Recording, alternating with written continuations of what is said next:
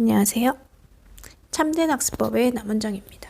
오늘은 6학년 1학기 2학기 교재에 대해서 말씀드리도록 하겠습니다. 5학년 때는 자연수의 성질에 대한 부분이 굉장히 좀 집중되어 있었다면 6학년 과정에서는 비와 비율, 그리고 분수의 나눗셈, 소수의 나눗셈, 그런 것들, 초등학교 과정에서 꼭 알아야 되는 부분은 물론 자연수의 성질, 약수와 배수의 개념도 굉장히 중요하지만 그 못지않게 분수에 대한 이해를 정확히 해야 하는 게 초등학교의 미션인 것 같더라고요. 그래서 분수만 제대로 알면 초등학교 공부는 끝났다라고 생각하셔도 될 것 같아요. 예전에 나누기를 했었다면 빵 12개가 있는데 3명이서 나눠 먹으면 몇 개를 먹을까 이런 내용이었었는데 이제 케이크 1개를 두고 이제 같이 나눠서 먹는 그런 형태가 되는 거죠.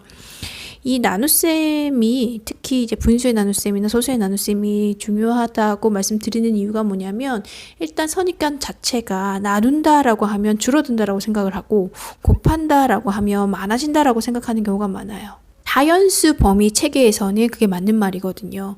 3에다가 3을 곱하면 9가 되고 3을 2로 나누면 2분의 3이니까 처음보다 줄어든다라고 볼 수 있는 거잖아요. 근데 이게 분수나 소수가 즉 1보다 작은 수를 곱하거나 나누었을 때는 그게 반대가 되는 상황이 되는 거죠. 근데 이런 상황들을 아이들이 좀 이해를 하기 힘들어하는 경향이 있어요. 그렇다고 단순 연산만 가지고 기계적으로 계산한다라고 해서 이 개념을 완전히 잘 습득했을까라고 보면 그 부분도 좀 어렵다고 생각이 들어요.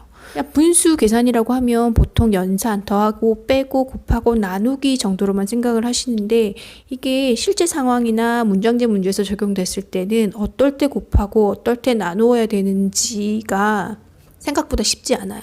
이 과정이 제대로 안 되었던 친구들은 문자와 식 들어가서 이제 1차 방정식 활용, 식 세우는 부분에서 굉장히 힘들어하죠. 문장제 문제가 1차 방정식 활용이나 이 활용 문제가 왜 안 되냐고 고민을 해봤을 때 큰 이유는 일단 국어, 언어의 이해가 좀 부족할 수 있고요. 두 번째, 분수. 이 나눗셈의 의미, 곱셈의 의미를 제대로 모르기 때문에 해결을 못한다라고 생각이 들거든요. 수학적 감각이 있는 친구들은 그런 대로 괜찮은데 그렇지 않은 아이들은 굉장히 힘들어하죠. 이해가 좀 부족한 친구들은 속도가 조금 더디더라도 구체물로 이렇게 보여주면 이해하는데 아이들이 조금 더 도움이 되는 것 같더라고요. 초등학교 과정에서는 분수만 제대로 이해하면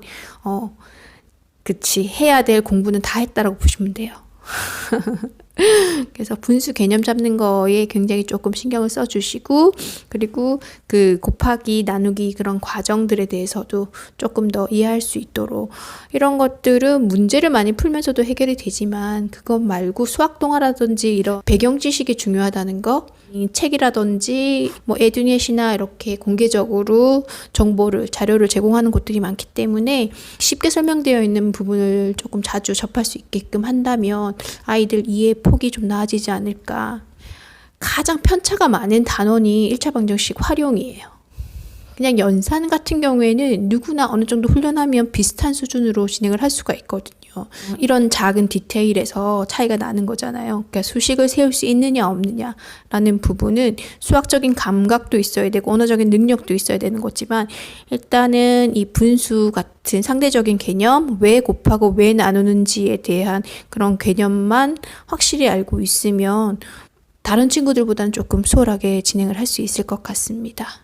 근데 이것도 감각적으로 이렇게 잘 찾아내는 애들이 있어요. 여기서 포인트는 뭐고 어떤 건지를 그런 거를 이제 수학적인 감각이 있다라고 얘기를 하는데 그게 좀 부족한 친구들은 그 부분을 연산으로 메꾸는 것이 아니라 다른 그 외의 배경 지식을 통해서 수학적인 배경 지식을 통해서 이런 개념들을 접목해 나가면 어느 정도 극복할 수 있지 않을까라는 생각이 들더라고요. 오늘 제 영상은 여기까지고 시청해 주셔서 감사합니다.